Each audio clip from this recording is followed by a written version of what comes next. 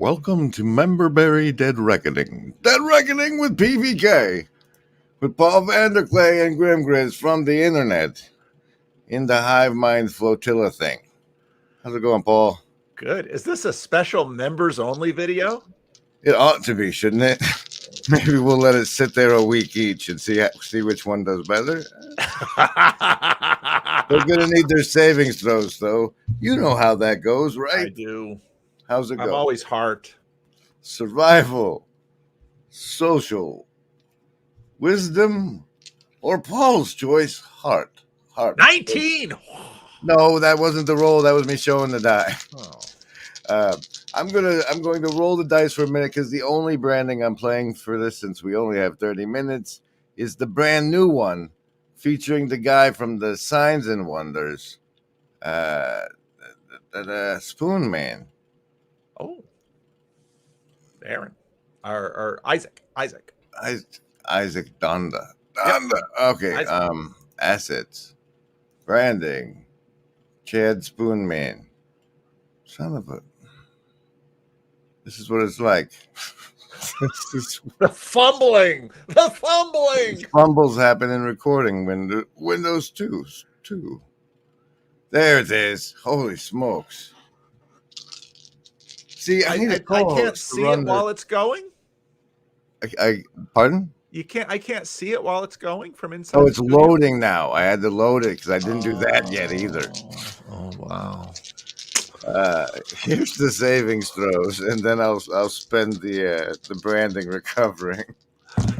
Survivalist, Baker's Coven, Socialist, on the crux between 8 and 20 again. It's not a square box. Lovers of Wisdom, 16 for you. Hard folks making it fine with the 14. And Indigo Kids with the reroll 3. Reroll 3. Oh, Yeah. that's true. Yeah. Oh, yeah. Look at that. We're in business. Oh, I'm way over here. Oh, well. Yeah, play like we're out in the crowd.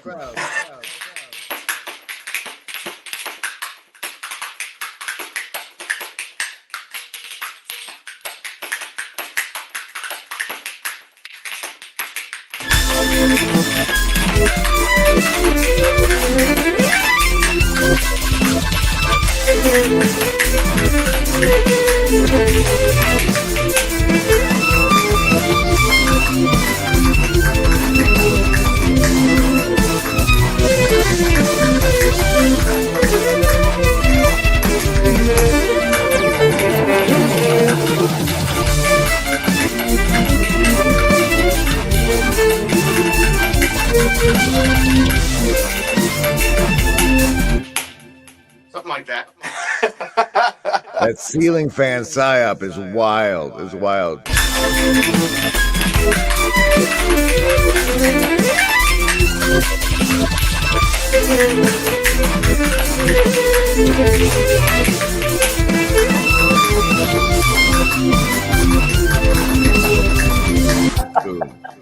Why spoon is the question. That's a good one. The Zoidberg crab dance at the end really gets me. Really gets me. This recording is called Memberberry Dead Reckoning, and that's what I proposed the title to be. When I said we should do this Blue Church card of the show, Ace of Hearts. That's your deck. Memberberries is stolen from South Park, which is like people enjoying nostalgia together. And we have enough now. And I thought that might be useful in that thing you call Dead Reckoning, but it's from your lexicon. It's not a fancy Vervaeke word. So Right. Could you unpack that for us? It's hard to translate into Vervaekeism, but I'm sort of working on it. Dead Reckoning means you can't see the stars. And so it's sort of like the Spirit of Finesse, and it's multiple iterations of searching for that optimal grip. Okay, so for me, this place is these channels are flotillas on the sea of information, and we're fishing for attention. to please the algorithm, and it's the fire ants flotilla, which is the thumbnail. I fed the AI the fire ants flotilla, and that's what it kicks down. Oh, that's interesting. It's a I don't know. Cool. I like it. I like the thumbnail. I think the AIs are oracular, like as in the way they went to Delphi to visit the oracle is like that's how they're being used. I play with Midjourney, and I am regularly disappointed because the more I use it, the more it's sort of like that video on Twitter where these 4 college students are asked what 15 times 4 is, and they sort of settle on 48. It's like, that's kind of the way AI is turning out. Well, at least the version we get to play with. Yes, true. So, but the fire ant part is because, like, in this sea of information, the fire ants in a flood will all form one thing to make sure the queen and the eggs don't drown. Yep. You know, the important things worth saving don't drown, and but they use their own bodies and floating it, and so that's what these channels are in a sense, because we're using our own bodies for that. And Dead Reckoning, you're lost at sea, you can't see the stars is nice. Well, it's not just lost. It's Dead Reckoning is basically saying, okay, we've sailed for 3 days at this speed. We can't see the stars, so we can't really get an accurate fix, but we think we're here. So where we think we are. Yeah. That's perfect. That's what we're doing. Where do we think we are? So let's use a Memberberry to do some Dead Reckoning, and let's go back to what I call the Voltron days, or the Peterson donut. See, what I really wanted to ask you, as someone who's been on these waters for longer than me, and like in the same waters, is what is the change in the water of the attentional information that's around our flotilla? Because like there was a big like, oh, I'm going through deconstruction, or I'm trying to reconstruct thing. As we progress into time, there'll be less and less that are deconstructing because they're coming up chaff. So what changes in the water have you seen from the Voltron donut days to the waters we have now? One of the big changes is size. So there are we have way more fire ants in the water now than we had then. There are way more channels. People have started their own channels. Some people signed up early. There's always sort of a sifting that goes on. And so the lieutenants of the channel, it was interesting this morning when Sam said, I was the last rando that made through the OG cut. And Sam might be right with that. Job, a whole bunch of the first guys, they were early adopters, but there was a whole nother group around those guys that left. And these guys stayed. And the fact that these guys stayed meant that the channel has taken on certain forms around them. The fact that someone like Nathan Orman couldn't play nice, maybe he could do it now better, but he's off to different things, means that the channel got shaped by those OGs, and they continued to have influence, and that process continues. And I think you and Chad are sort of the captains of kind of the next wave that came in.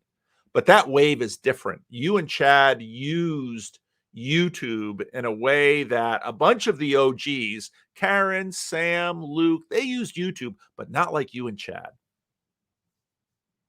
Well, I think we did it as we see you glue.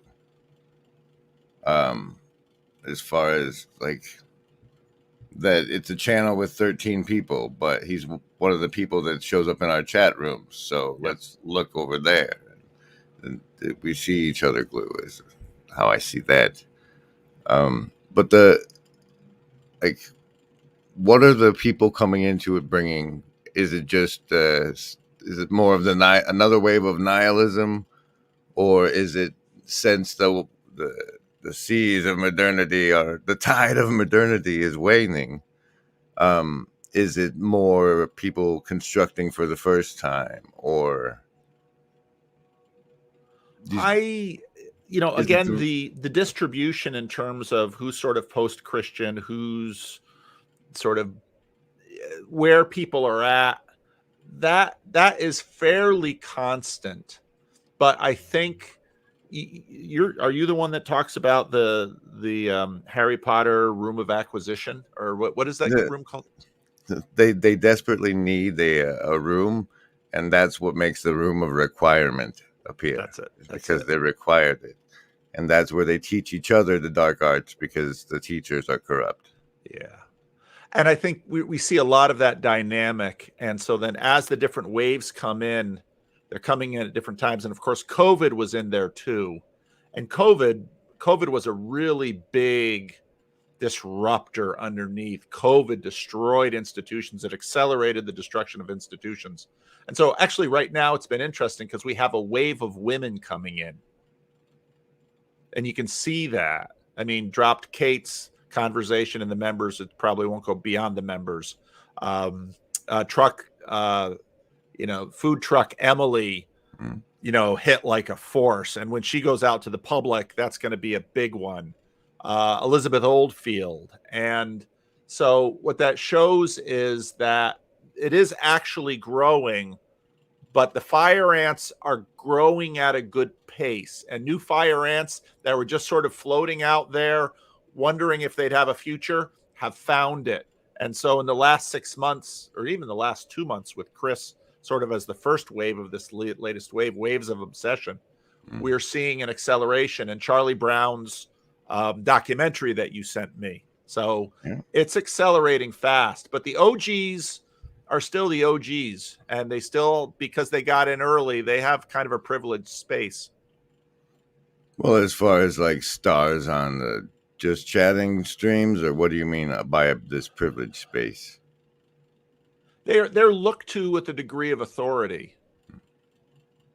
But again, it's interesting how you and Chad have found a different thing than they have.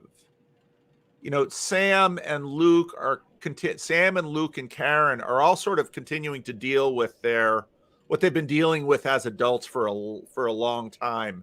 You and Chad, I get much more the sense of you're piecing things together, but you're piecing something very different together. Your channel and Chad's channel is not the meaning code at all. No. Or transfigured. He's leaning that way now with all his picking up your rando slack.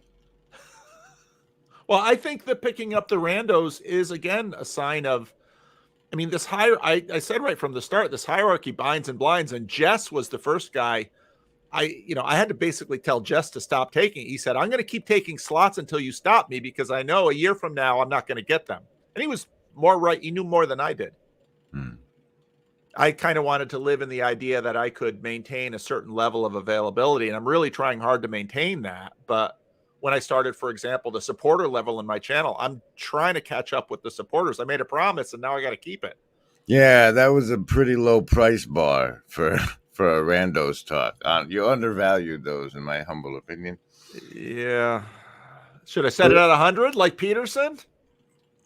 It's enough to make them come in slow. Is what the thing is. Like, well, we'll get this layer first, and then but now I think the boats of the flotilla have to do the hero's journey thing too.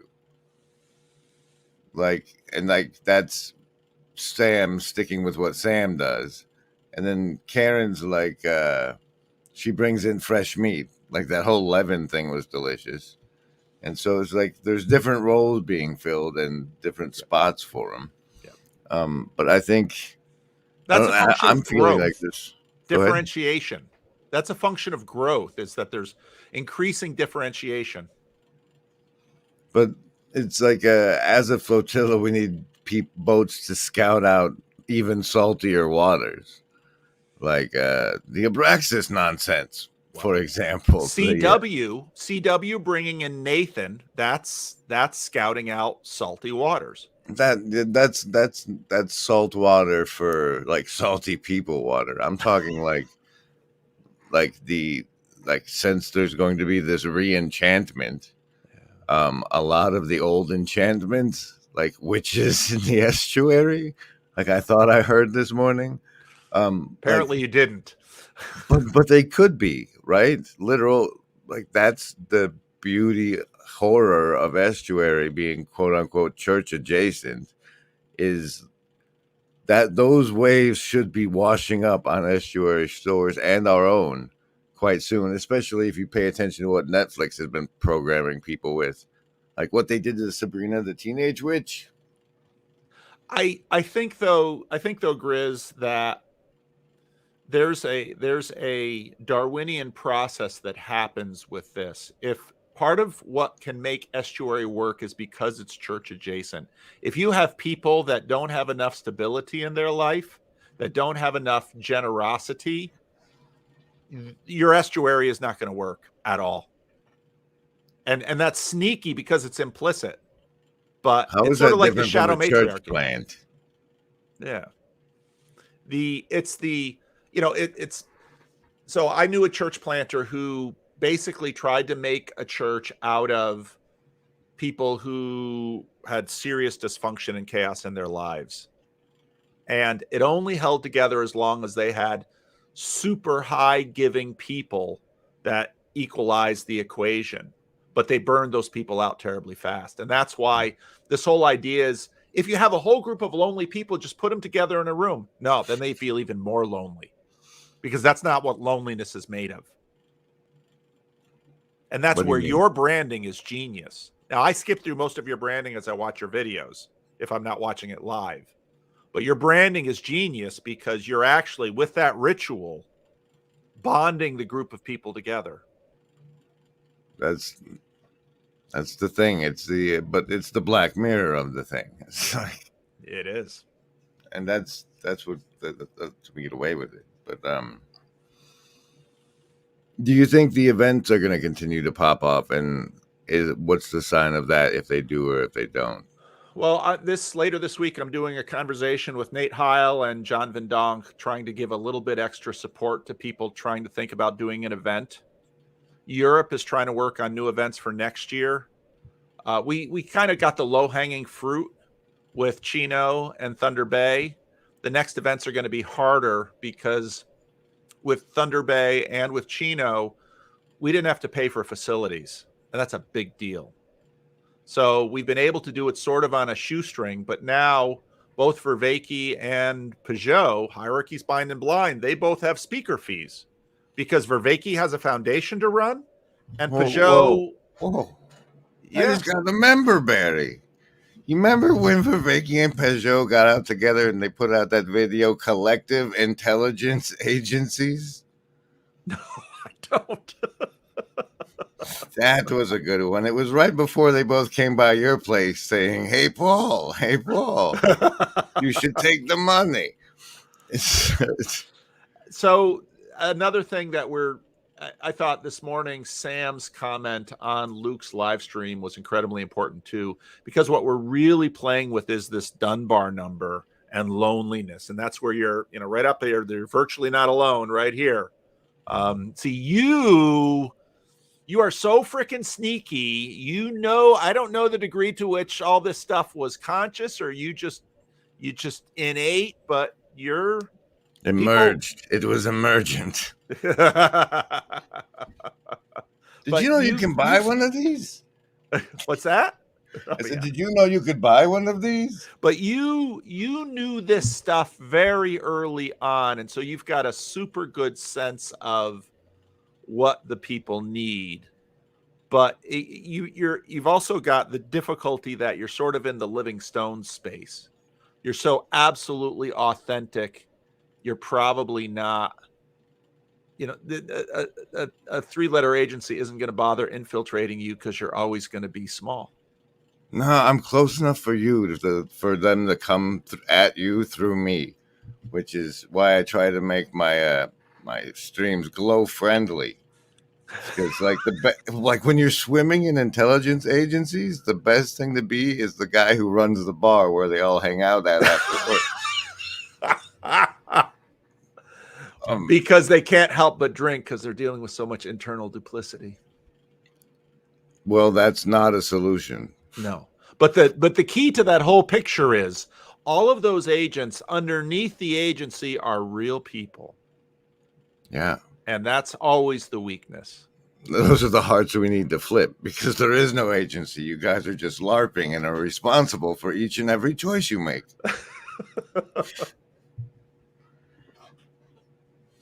But do you think we're going to have to deal with a wave of Muslims?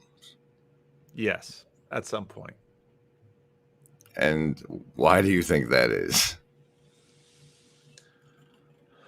Because a video I haven't released yet, I haven't put it on No Wait, No Ads either, because I intended to release it. Tom Holland, in that video from like 6 years ago, they were talking about the Protestant Reformation in Islam. And Tom Holland, just in a throwaway comment, said something to the effect of, the internet is going to, Islam has to deal with the internet. And what the internet is going to bring in is the Enlightenment. And the Bible has been withstanding 300 years of pounding from the Enlightenment and is still holding up. I don't think the Quran can. Just like I don't think the Book of Mormon can. And that's going to mean that a lot of people who, Christian, you have all these deconstructed Christians floating out there. You're going to have a wave of them with Islam, and it's going to be a freaking mess. I think it's especially problematic that the churches became affirming, and as such, the rebellion against the affirming is going to lead toward more fundamental places. Yeah, there'll be that. So it always goes in all the directions at once because the population is large enough, and there's a way in which sort of the fascination with orthodoxy, post-Christian orthodoxy, has some parallels to Islam, because there's deep connections between Islam and the Eastern Church in terms of the dependence upon ritual. So some Islamists will sort of hold down on ritual the way that Orthodox are holding onto their ritual. But there's going to be a whole nother wave of, post-Christian orthodoxy, post-Christian American orthodoxy is going to be fascinating to watch develop. But you do see it as developing. It will, yeah. All these American converts are going to change orthodoxy. They can't help it. I'm not saying it's a bad thing, but there's just a lot of dissonance with a church whose basic shtick is we don't change. We've seen this in Protestant circles with fundamentalism. We don't change. Oh, really? Tell me about your not changing, because you certainly don't look like you did 200 years ago. Well, maybe while you're in church and wearing the robes and stuff, you do.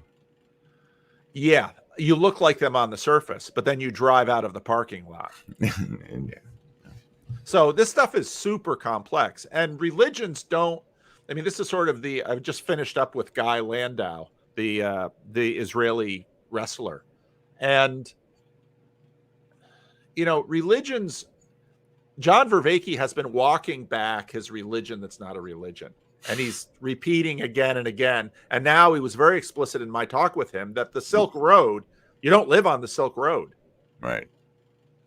And so what we'll see is that there will continue to be new religions like Malcolm and Simone, and Shadow Tesseract worshippers, and most of those new religions go nowhere.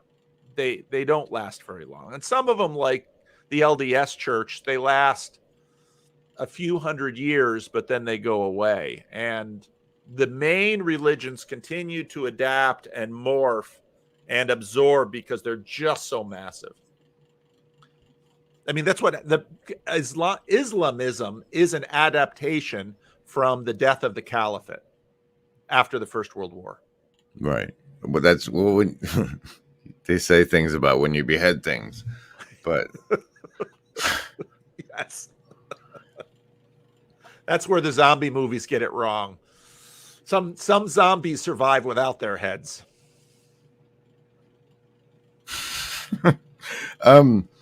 But so in terms of human attention, and in particularly the YouTube demographic range of like 18 to 24s, what do you see changing in those waters, or having changed since the Peterson donut to now, and what direction are those changes?